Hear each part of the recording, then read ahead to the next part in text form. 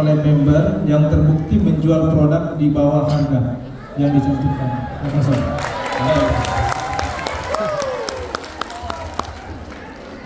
Sanksinya kalau nggak taubat masuk neraka. Ya. Jadi kalau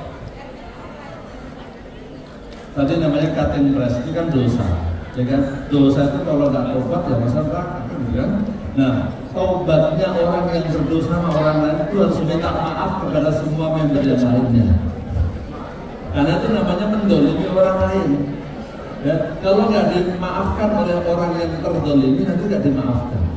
Itu di akhirat. Urusan di dunia nanti itu adalah sesuai dengan kode etik perusahaan.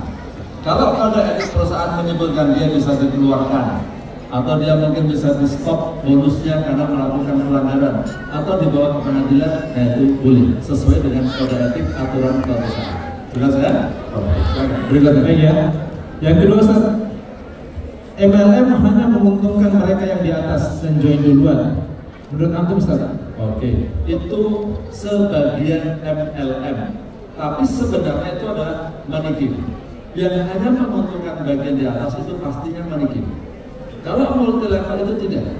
Ya, dari marketing plannya sudah dipelajari bahwa orang yang mendaftar belakangan bisa mendapatkan bonus lebih besar daripada orang yang duluan.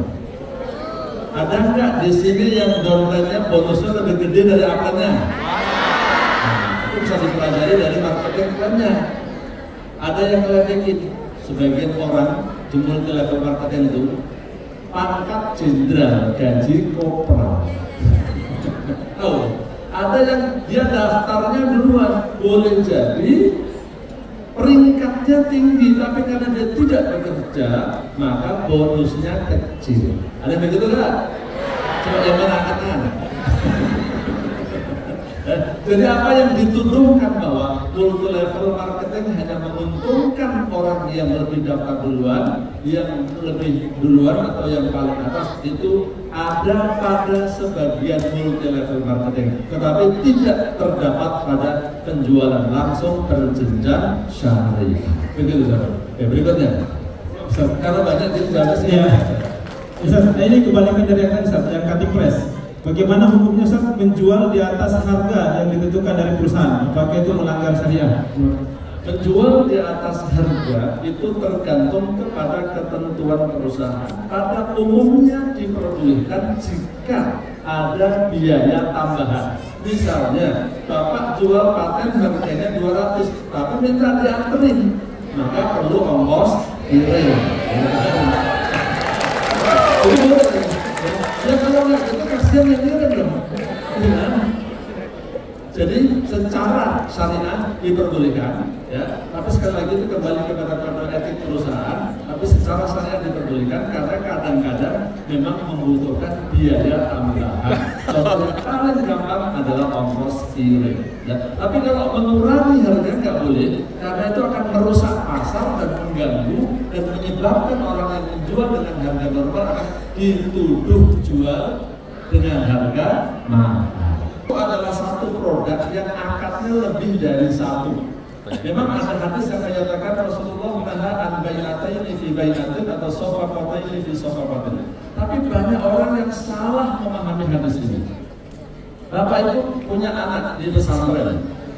Kalau kita punya anak di pesantren, itu kita harus bayar setiap bulan SPP misalnya, ya.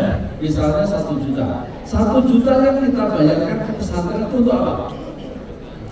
Biaya makan. Kalau biaya makan akadnya apa? Beli makanan. Dalam fikih muamalah namanya jual beli. Selain dia dapat makan, dapat apa lagi? Fasilitas, diantaranya kamar. Ya. Kalau fasilitas kamar itu akadnya apa? Ijarah, jasa. Kemudian dia tidak mendapatkan fasilitas pendidikan. Namanya apa? Kalau menurut akad, jasa juga. Berarti di situ ada 2 akad. Akad jual beli dan akad jasa. Berarti masuk pesantren hukumnya haram karena multi akad. Setuju nggak? Halo, paham nggak? Jadi banyak orang yang salah memahami memahami multi akad. Setiap produk asal ada 2 akad dikatakan haram. Ini salah paham. Kalau itu yang dimaksud berarti orang masuk pesantren dosa semua. Karena di situ multi akad. Ada akad jual beli makanan, kemudian ada akad jasa. Ditambah lagi nanti kalau pesantrennya libur, nggak dikasih makan, SPP-nya nambah atau berkurang atau tetap? Ya kan nggak dikasih makan. Berarti dolim itu. Ini masa pesantren dosa semua itu. Maka yang dimaksud dengan multi akad itu penjelasannya panjang. Di antaranya adalah itu yang disebut dengan bai'ul inah. Apa itu bai'ul inah? Jelasin nggak usah paham. Panjang masalahnya. Bai'ul inah itu saya katakan jual beli fiktif. Dia hanya akal-akalan untuk riba. Sebenarnya dia tidak termasuk jual beli, tapi dia pura-pura jual beli supaya kelihatan tidak ada unsur riba. Singkatnya kira-kira begini. Pak Yusuf misalnya mau beli HP, utang duit. Pak Yusuf mau utang duit kepada saya 2 juta. Kalau utang 2 juta, saya nggak dapat untung. Ini aja Pak Yusuf, ini beli 2 juta. Ya, kalau nggak punya duit langsung beli. Udah beli aja. Nah, coba terima dulu 2 juta. Ya, oke. Terus sekarang saya beli lagi Pak Agung ya. Saya beli ke Pak Yusuf ya. Saya beli lagi dengan harga 1.500.000. Nah, saya kasih duit 1.500.000. Paham nggak? Jadi sekarang Pak Agung statusnya apa? Pak Yusuf Pak Yusuf statusnya jadi punya utang berapa?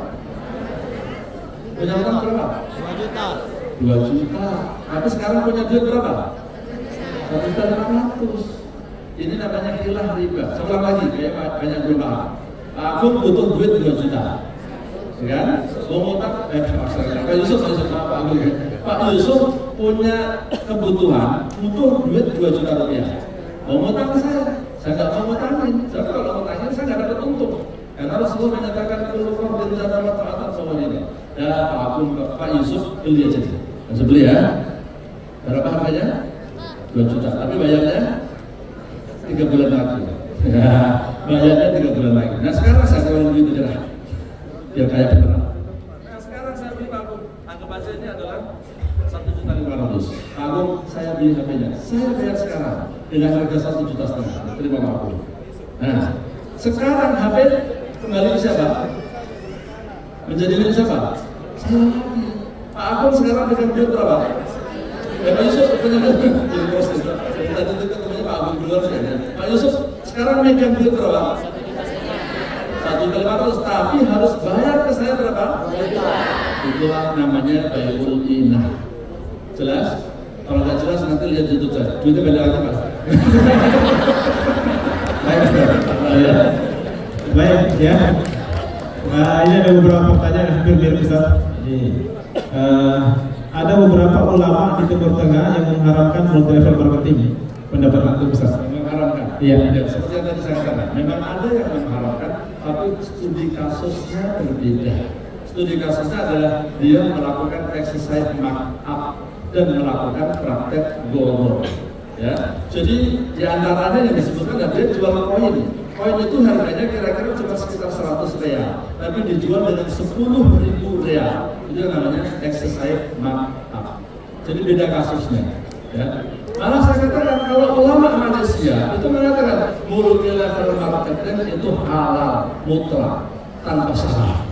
Jadi ada 3 pendapat. Kalau Malaysia mengatakan halal, kalau Saudi mengatakan haram, Indonesia ini yang hebat. Dia punya garis tengah, membedakan ada multi level marketing yang halal, ada multi level marketing yang haram. Yang halal disebut dengan PLBS, penjualan langsung berjenjang syariah, yang hari ini Renner telah menerima sertifikat tersebut. Kalau akan Mungkin ini terakhir Ustaz. Bagaimana hukumnya kalau pindah upline?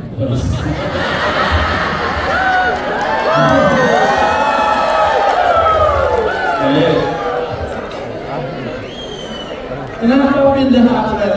Orang pindah upline itu karena dosanya upline. Biasanya dosennya tidak melakukan upline-nya tidak melakukan pembinaan. Benar nggak?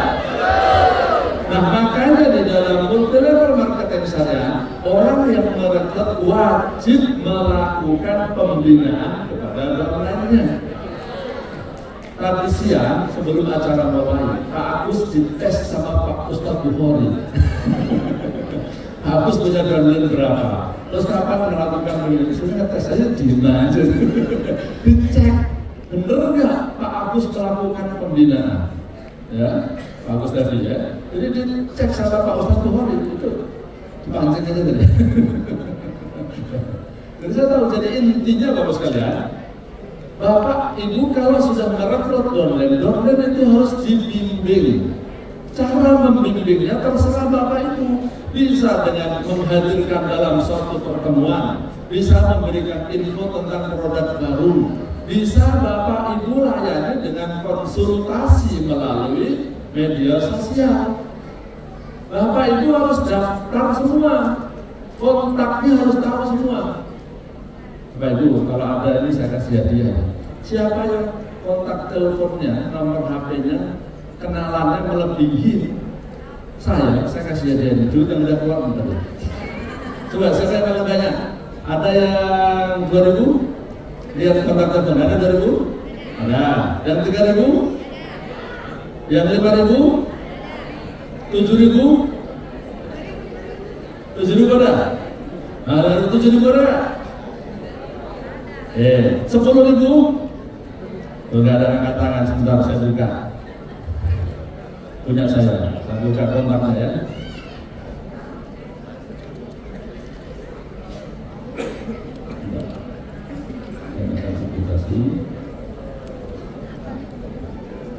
Pak Yusuf, ini kontak saya ada berapa nih? Kalau ada yang melebihi saya kasih aja. 12.615. Ada yang lebih dari saya? Oh, ada kan? Orang bisnis harus banyak kenalan. Karena rezeki itu datang dikirimkan oleh Allah Subhanahu wa Ta'ala melalui kenalan-kenalan kita. Allah memberikan rezeki, ada nggak yang tiba-tiba datang dari langit masuk ke rumah kita? Ada nggak? Melalui siapa? Nah, makanya kalau bahasa hadisnya banyak-banyak silaturahmi. Silaturahmi mulai dari kenalan. Kenalan saya ada 12.600 lebih. Ya kalau Bapak Ibu kenalannya cuma 1.000-2.000, gimana mau berbisnis? Makanya semua downline-nya simpan di sini. Bapak Ibu bisa memberikan pembinaan dan bimbingan melalui sistem broadcast dan lain sebagainya. Intinya seperti itu. Oke? Berikut. Nah, mungkin sudah cukup. Ya. Insya Allah nanti akan di-share pertanyaan-pertanyaan. Oke. Insya Allah karena saya sebagai Dewan Pengawas Syariahnya, saya bertanggung jawab. Alamat saya tadi tulis, email sama IG-nya, ya. Tapi kalau bertanya, bagusnya di email saja. Kalau mau membaca materi-materi fikih muamalat saya, dilihat di YouTube-nya. Walaupun YouTube saya itu tidak untuk dimonetize, ya, tidak untuk mencari uang. Jadi itu sifatnya hanya untuk edukasi. Jadi video-videonya sederhana sekali. Yang penting muatannya. Ya, karena saya nggak sempat mikirin kualitas video. Yang penting orang dengerin aja. Bapak Ibu nggak usah lihat wajah saya yang begitu ganteng. Dengar suaranya aja. Materi-materi tentang fikih muamalat yang ada di channel YouTube saya. Demikian kurang lebihnya, mohon maaf. Wassalamualaikum warahmatullahi wabarakatuh. Waalaikumsalam warahmatullahi wabarakatuh. Kita beri aplaus untuk Ustaz Dr. Haji Muhammad Sofwan Johan LC MAG.